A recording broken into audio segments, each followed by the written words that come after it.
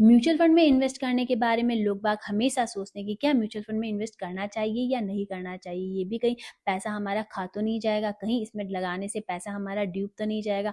तो एक बात आपको कंफर्म कर देती हूँ कि म्यूचुअल फंड बहुत ही सेफ है।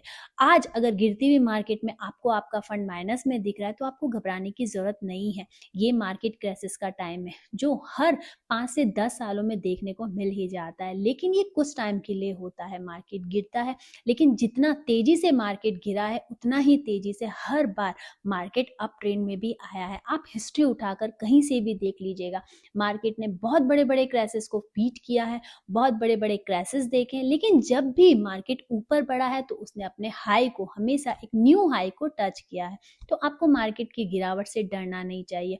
और म्यूचुअल फंड में अगर आप इन्वेस्ट करना चाहते हैं तो आपकी बहुत सारी चीजें जो क्लियर होनी चाहिए। सबसे पहला है कि आपका गोल क्लियर होना चाहिए, आपका विजन क्लियर होना चाहिए, आपका कितने टाइम तक लॉन्ग टर्म इन्वेस्टमेंट है वो क्लियर होना चाहिए, और आपका फंड चूज करते वक्त आपके फंड मैनेजर की आपको सही तरीके से गाइडेंस होनी चाहिए।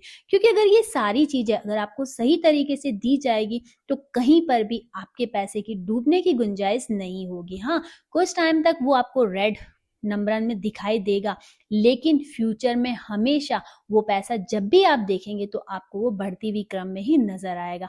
लेकिन सबसे इंपॉर्टेंट चीज यही है कि आप अपना विजन हमेशा लॉन्ग टर्म पर रखें, कभी भी शॉर्ट टर्म पर नहीं सोचें।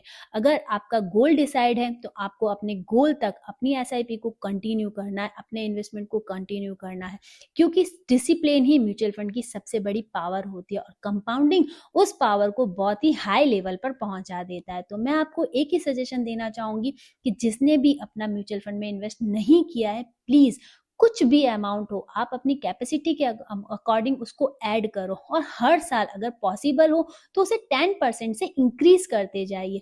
इतना सा कीजिए, आप 1,000 रुपए से भी स्टार्ट कीजिए, आप 5,000 से कीजिए, आप 10,000 से कीजिए, या आप 1 लाख से कीजिए, बट आप अपना एक अमाउंट सेविंग का जरूर इन्वेस्ट कीजिए।